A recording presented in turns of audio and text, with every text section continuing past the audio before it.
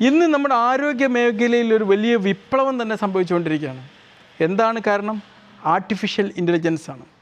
അപ്പോൾ എങ്ങനെയൊക്കെയാണ് നമ്മൾ ഹെൽത്ത് കെയർ സിസ്റ്റത്തിൽ ഇന്ന് ഈ ആർട്ടിഫിഷ്യൽ ഇൻ്റലിജൻസ് ഒരു വിപ്ലവങ്ങൾ ഉണ്ടാക്കുന്നത്? ഞാൻ കഴിഞ്ഞ ദിവസം നമ്മുടെ ഒരു ഫ്രണ്ട് റേഡിയോളജിസ്റ്റിനെ കണ്ടപ്പോൾ ഞാൻ പറഞ്ഞു, നിങ്ങളൊക്കെ ഓരോ റിസൾട്ട് തരുമ്പം നമ്മൾ ഒരുപാട് പേര് അയച്ചു തരും, ഇതിനെക്കുറിച്ചൊന്ന് പറഞ്ഞു തരുമോ ഡോക്ടറെ? പറഞ്ഞു കൊടുക്കാൻ നമുക്ക് സമയം ഉണ്ടാവില്ല. അപ്പോൾ നമ്മൾ വേഗം എന്ത് ചെയ്യും? അതിൻ്റെ ഡാറ്റാസ് കളക്ട് ചെയ്യും. എന്നിട്ട് ആർട്ടിഫിഷ്യൽ ഇൻ്റലിജൻസ് വഴി നമ്മളതിൻ്റെ ഓരോ വാല്യൂസൊക്കെ അനലൈസ് ചെയ്ത് നമ്മളൊന്ന് ക്ലാരിഫൈ ചെയ്തിട്ട് അതിൻ്റെ റിസൾട്ടാക്കിയിട്ട് അവർക്ക് അങ്ങ് കൊടുക്കും.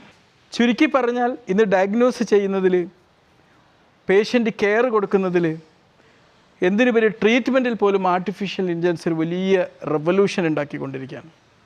ആർട്ടിഫിഷ്യൽ ഇൻ്റലിജൻസ് ഏറ്റവും കൂടുതൽ റെവല്യൂഷൻ ഉണ്ടാക്കിക്കൊണ്ടിരിക്കുന്ന ഒരു മേഖലയാണ് മെഡിക്കൽ ഇമേജിംഗ് എന്ന് പറഞ്ഞാൽ. ഇപ്പോൾ ഒരു CT സ്കാൻ, ഒരു എക്സ്റേ, MRI, ഈവൻ ECG, ഇത് ആർട്ടിഫിഷ്യൽ ഇൻ്റലിജൻസ് പ്രോപ്പറായിട്ട് അനലൈസ് ചെയ്യുകയും അതിൻ്റെ കറക്റ്റ് ഡയഗ്നോസിസ് അവിടെ കൊടുക്കുകയും ചെയ്യും. ഒരുപക്ഷെ ചിലപ്പോൾ ഒരു ഡോക്ടർക്ക് പറ്റാവുന്ന മിസ്റ്റേക്കുകൾ പോലും ഇല്ലാത്ത രീതിയിലായിരിക്കും, വളരെ ആക്യുറേറ്റ് ആയിട്ടായിരിക്കും ഈ ആർട്ടിഫിഷ്യൽ ഇൻ്റലിജൻസ് ഡയഗ്നോസ് ചെയ്യുന്നത്. പിന്നെ ആർട്ടിഫിഷ്യൽ ഇൻ്റലിജൻസ് സഹായിക്കുന്നത് മരുന്നുകളെ കണ്ടെത്തുന്നതിലാണ്. ചിലപ്പോൾ പുതിയ ഏതെങ്കിലും മരുന്നുകളൊക്കെ വന്നിട്ടുണ്ടെങ്കിൽ ഒരു ഡോക്ടർ പെട്ടെന്ന് അറിഞ്ഞുകൊള്ളണമെന്നില്ല. ഈ മരുന്നിൽ എന്താണ് ഇൻഗ്രീഡിയൻസ് എന്ന് ചിലപ്പോൾ അറിഞ്ഞുകൊണ്ടിരുന്നില്ല. പലപ്പോഴും പുതിയ ഓരോ മെഡിസിൻസൊക്കെ കാണുമ്പോൾ ഞാൻ എന്താ ചെയ്യാറ്, അതിൻ്റെ ഒരു ഫോട്ടോ എടുക്കും.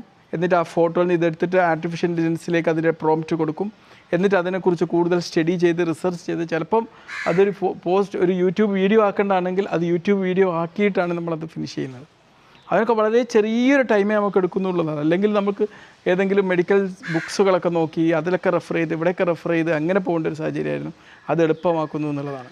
പിന്നെ ഇന്ന് വലിയൊരു ഇമ്പ്രൂവ്മെൻറ്റ് വന്നുകൊണ്ടിരിക്കുന്ന ഒരു മേഖലയാണ് റോബോട്ടിക് സർജറി എന്നുള്ളത്.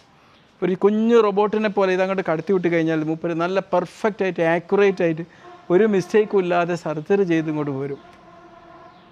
പിന്നെ ഹെൽത്ത് കെയർ സിസ്റ്റത്തിൽ AI ഉണ്ടാക്കുന്ന മറ്റൊരു റിവൊല്യൂഷൻ എന്ന് പറഞ്ഞാൽ ഹെൽത്ത് കെയർ ഡാറ്റ സംരക്ഷിക്കുക എന്നുള്ളതാണ്. ഇന്നിപ്പോൾ ഒരാൾ ഡാറ്റ ഞാൻ ഇൻ്റർനെറ്റിൽ ഉള്ളതിനേക്കാളും അടിപൊളിയായിട്ട് ആർട്ടിഫിഷ്യൽ ഇൻ്റലിജൻസ് അത് നമുക്ക് ചെയ്തു തരും.